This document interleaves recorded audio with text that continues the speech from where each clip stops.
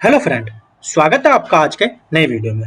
आज हम बात करेंगे जो बिहार में एस्टेट का फॉर्म निकला हुआ है उसको ऑनलाइन कैसे अप्लाई करना है। सबसे पहले आपको इनकी साइट पर जाना होगा। साइट का लिंक नीचे मैं आपको डिस्क्रिप्शन बॉक्स में दे दूंगा, वहां पर से क्लिक करके आप इजीली इनकी साइट पर विजिट कर जाओगे।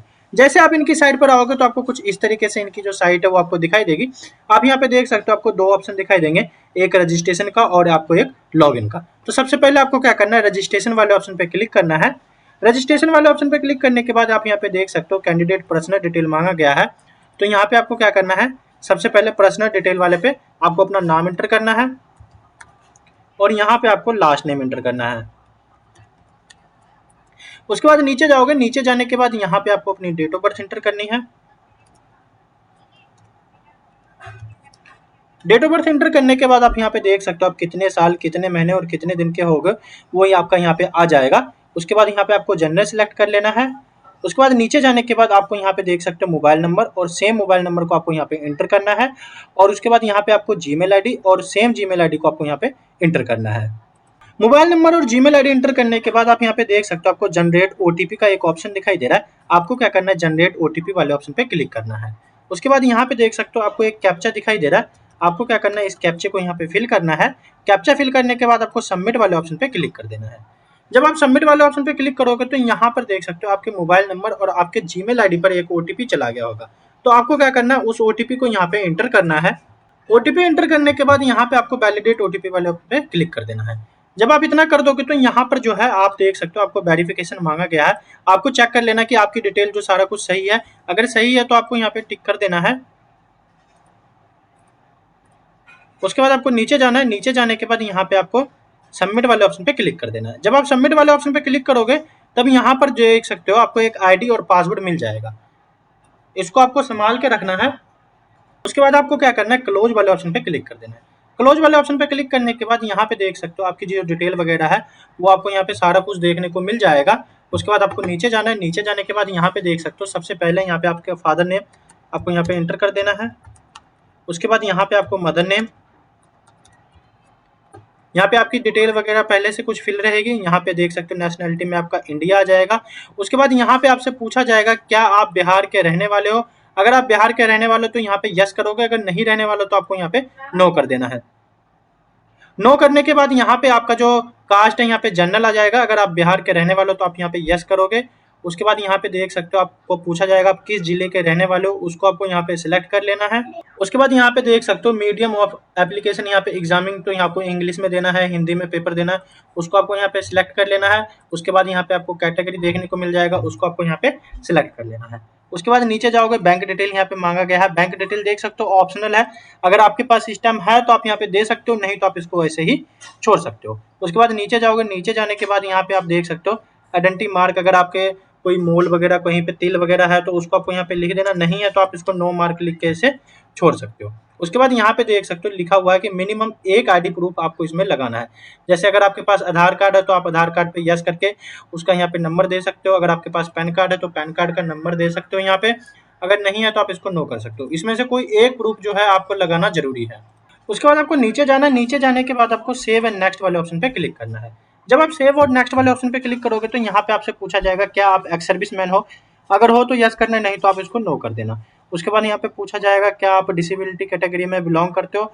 अगर हो तो यस करके उसकी डिटेल वगैरह आप यहाँ पे दे सकते हो, नहीं तो आप इसको नो कर देना। उसके बाद आपको क्या करना है, सेव और नेक्स्ट वाले ऑप्शन पे क्लिक करना है।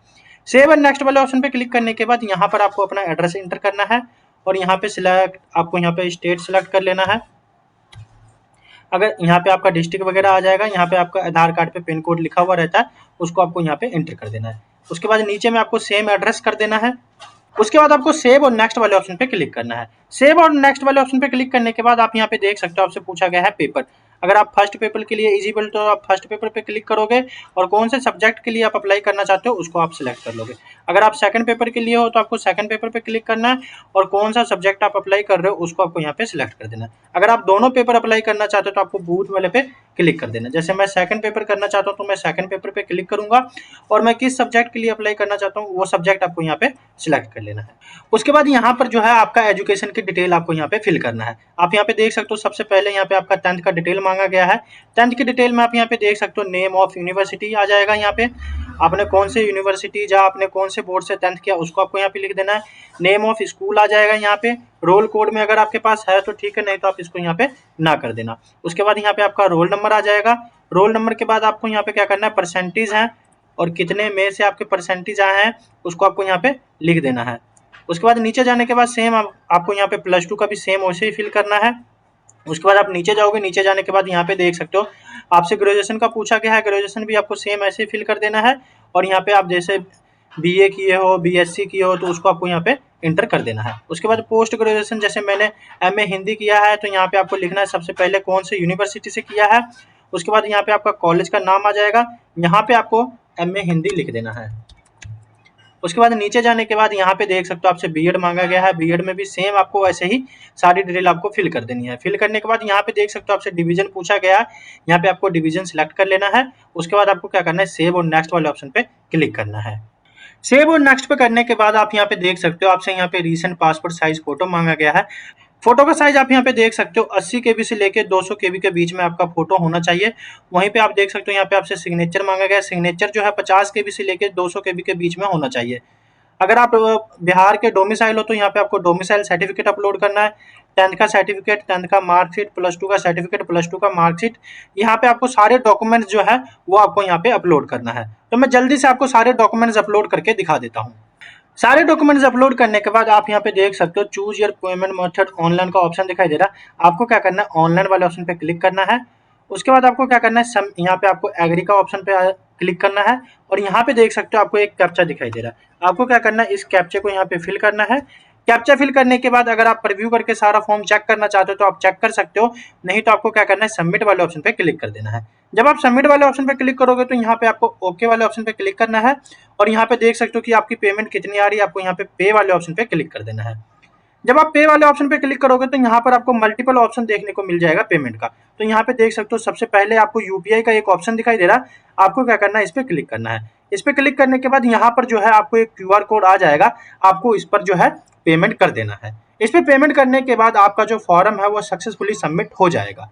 इस तरीके से आप बिहार एसटेट का फॉर्म फिल कर सकते हो। अगर आपको फॉर्म फिल करने में कोई भी प्रॉब्लम आ रही है तो आपको नीचे मेरा व्हाट्सएप ग्रुप का लिंक मिल जाएगा, वहां पर ज्वाइन करके आप मुझे मैसेज कर देना, मैं आपकी हेल्प जरूर करूंगा। अगर आप चैनल पे नए हो तो चैनल को सब्सक्राइब कर लेना और जो साथ में बेल आइकन दिया हुआ है उसको दबा के ऑल पे सेट कर देना, ताकि गवर्नमेंट जॉब से रिलेटेड कोई भी नोटिफिकेशन आए तो उसकी जानकारी सबसे पहले आप तक पहुंच सके।